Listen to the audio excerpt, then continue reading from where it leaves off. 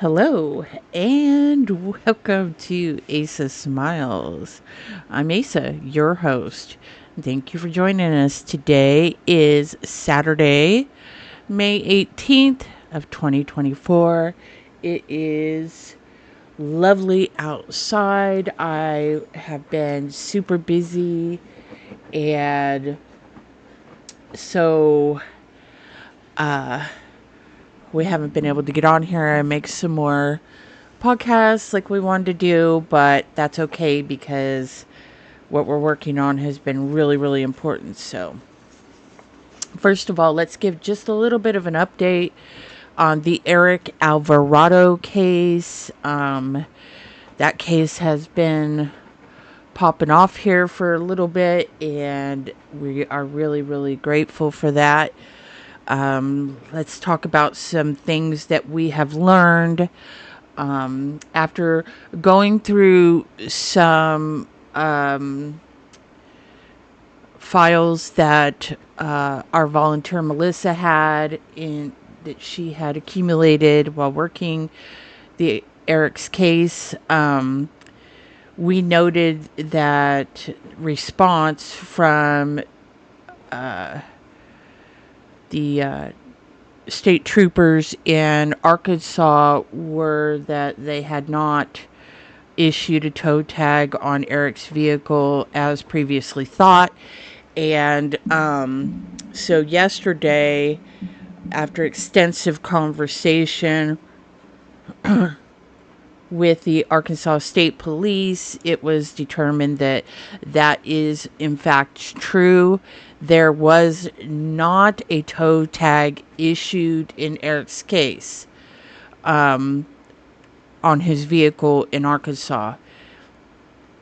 Whenever there is a tow tag issued, it's in the system, and it'll have the vehicle's information, when the tow tag was issued, so on and so forth, which we already knew that, but we wanted to make sure that the tow tag was or was not issued on Eric's Jeep when it was found in Arkansas.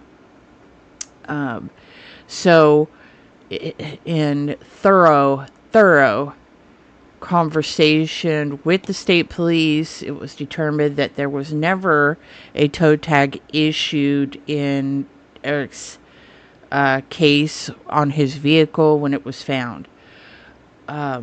So, how did a tow tag get into supposedly, allegedly, I wasn't there, supposedly into a house slipper that belonged to Eric, just one slipper. I wasn't there. I didn't find the supposed tow tag, etc., etc. But the suggestion made by the state police is that the tow tag was probably a tow tag off of a vehicle that had been there previously to Eric's vehicle being there, and it was on the side of the road, and for whatever reason, whatever happened, it stuck to this house slipper, or it was somehow got in there. They don't know, but it was not a tow tag for Eric's Jeep.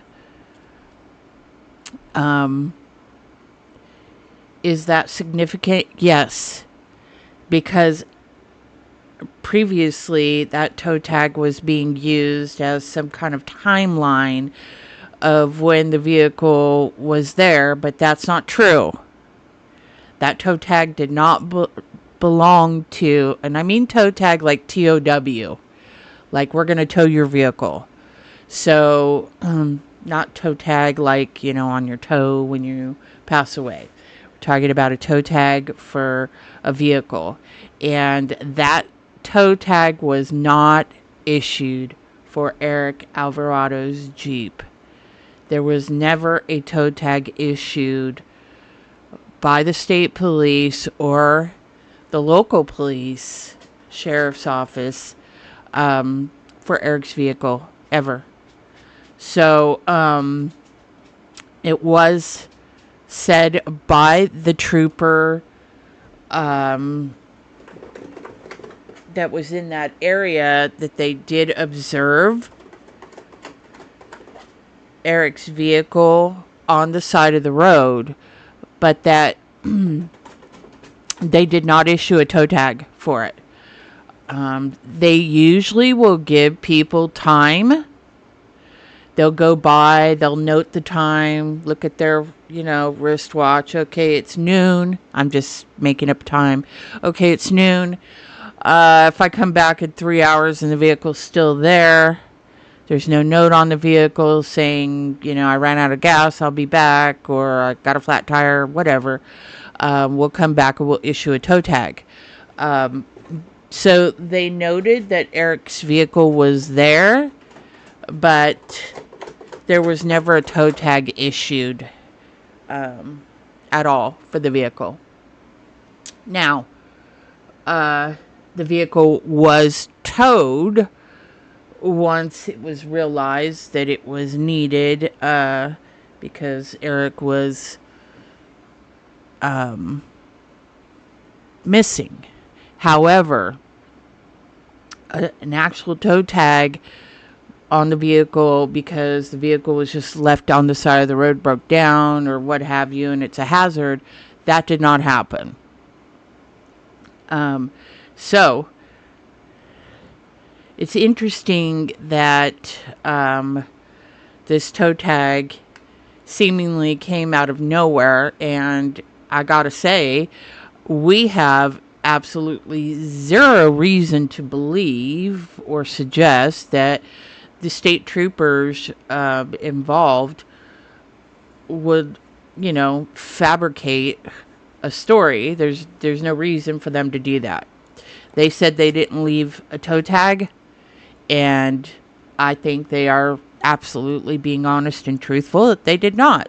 So that tow tag did not belong to Eric's vehicle. As the state trooper said when I was speaking with them, you can walk up and down any highway or any interstate and see tow tags on the ground while you're walking that have fallen off of cars, or people pull them off the car when they pick up their car or what have you. You can find them all the time. So there's nothing that suggests that that really had anything to do with Eric or his vehicle. And certainly not in their eyes. They did not put a tow tag on Eric's vehicle. So that changes a timeline for us, which works well. So that's good information to have. And then, of course, there's information we have now that we can't make public, but I can say that there are 2 witnesses from Eric's inner circle who have come forward to speak on some different things that contradicts what we have been told took place when Eric disappeared and prior to Eric disappearing. And I will say that we do have one person who has come forward stating that their place was a refuge at certain times for Eric prior to him going missing. And according to this witness, the story that they're alleging is that there's been a lot of mention that Eric had disappeared in the past for a day or two or whatever, and who knows what he was out doing. Well, this person can account for pretty much most of that. And the reason being, according to the witness, was that there was fighting going on. And in an effort to avoid that, Eric would go to this person's home and stay a day or two, what have you. So absolutely, the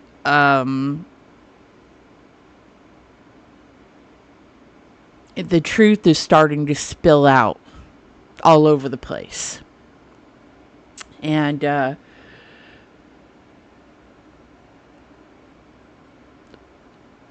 what is good about this is that up until now, there's been a lot of people afraid to speak. And for good reason. Look what happened to Eric.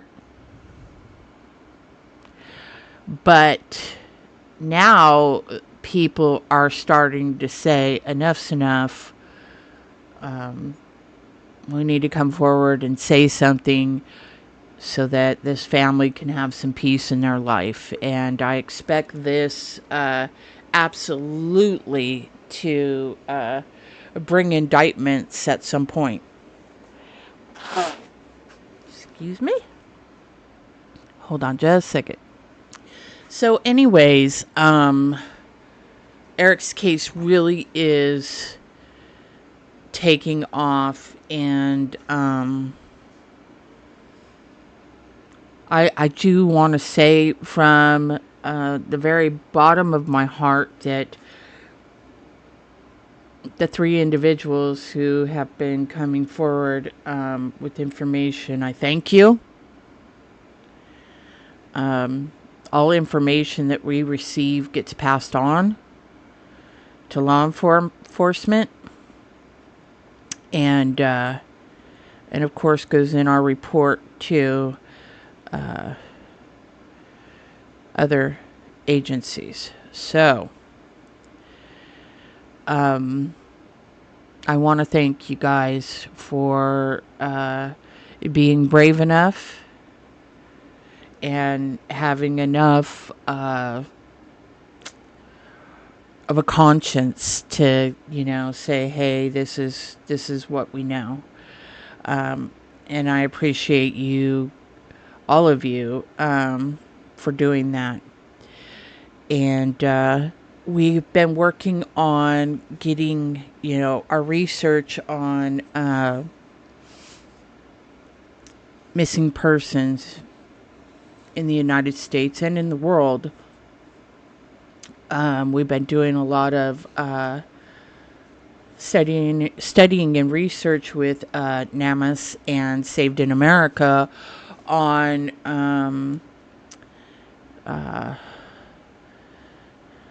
crimes that involve children, or children who have been abducted for purposes of trafficking and so on and so forth. And so we're going to be releasing another podcast here shortly, maybe this afternoon, if not tomorrow, regarding that. But right now I wanted to give that update on the Eric Alvarado case, and I would encourage, listen to what I'm telling you. This family is going to seek a remedy for Eric's disappearance as far as they can take it legally. If you are a party to information regarding Eric's disappearance and you do not divulge that information to us or law enforcement, for most importantly, you could be charged. And so It is the family's wishes that everyone involved or that has knowledge and withholds that knowledge be charged in Eric's disappearance. And I really believe that they are going to stick to that. So if you know something, please come forward and let us know. You can, give us a call or email us at the jccares91@gmail.com. You can call us at area code 929-406-3527 and let us know what you know. Of course, you're always welcome to call law enforcement. If you have reservations about local law enforcement, I hate that, but sometimes that happens. You can reach out to us at JC Cares USA, and we will put you through to someone outside that scope that can help with the information that you have. But I really strongly suggest that if you know anything, even if you're not sure if it's true or not, or etc., you need to reach out to either us or law enforcement and get on record as, saying that you came forward. The other people that have come forward have no problem with telling what they know, and telling it to law enforcement. So we fully expect that will be definitely some good stuff happening in Eric's case. You just got to know where to go and who to talk to, and if you're not getting answers, you just got to keep talking to more and more people, right? You can't stop, you got to keep going. So yeah, to know that, because that's something that came out not too long ago, actually a couple months ago, in an interview that Eric's wife had put out, where she clearly stated that, it wasn't the first time that Eric had disappeared. And the way things are stated, they're stated like as if he was up to no good, he was doing something bad. It insinuates a lot, but the truth of the matter is that we now know why he was disappearing for a day or two here or there, and where he was going. And he wasn't up to no good. We know exactly now what was going on. So we will keep working on this as hard as we can, and we will make sure that Eric, one way or another, gets home to his family, and that Eric gets the justice he deserves, because he did not deserve this. And we'll keep fighting until justice has been served in his case. Anyways, so we're going to go for now, and I just wanted to give a little update to everybody following Eric's case, following all of our cases. We thank you.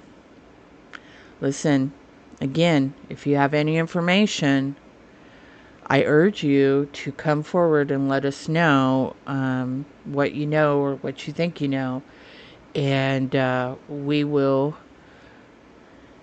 get back to you, and we'll sort through everything with you, and You don't need to be afraid of us. We can help you stay anonymous. And, you know, you know. So we're not looking to, you know, cause anybody any heartache or any pain if they haven't done anything wrong. But if you have information regarding his disappearance, then you need to reach out to us or law enforcement. So anyway, all right, you guys, we are going to end this. I have a family who's reached out that I need to reach back out to and talk to them. And then we'll be working on the other podcast for the statistics, because these statistics are incredible, y'all. You really start looking at statistics, and then you realize how big of a problem this is, worldwide. But even here, just in the United States, it's alarming. So, and we talked about that a little bit on the last podcast. But the thing is that I didn't have all the statistics in front of me. So I would like to, now that I have the statistics in front of me, I'll be able to talk more about that and feel confident in what I'm saying. So I want to, give as much of the correct information as I can give at all times. So anyways, I'll close this out for today. I thank you so much for listening. Watch for the next podcast drop. It'll be tonight, tomorrow, something like that. Thank you so much for everything. Please always be kind. Kindness matters. And more than anything, smile. It's contagious. Thank you. We love you. Goodbye. So long for now.